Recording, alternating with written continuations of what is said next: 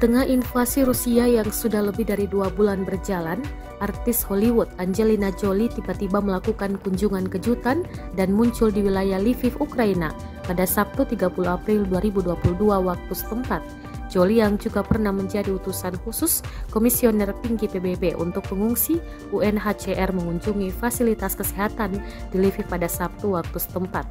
Artis berjiwa filantropis ini juga berbicara dengan anak-anak pengungsi, para staf, dan warga lokal tentang dampak invasi Rusia pada hidup mereka.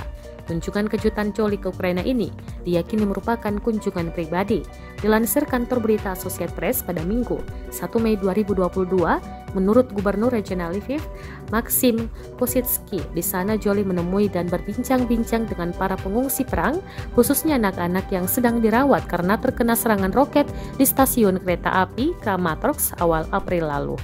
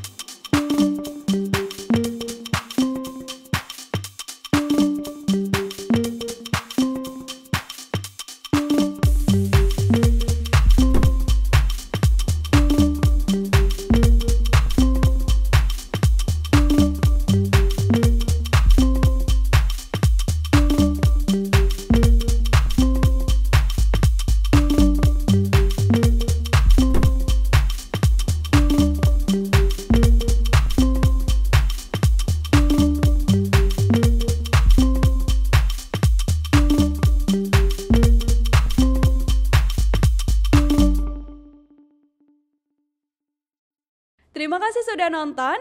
Jangan lupa like, subscribe, dan share ya.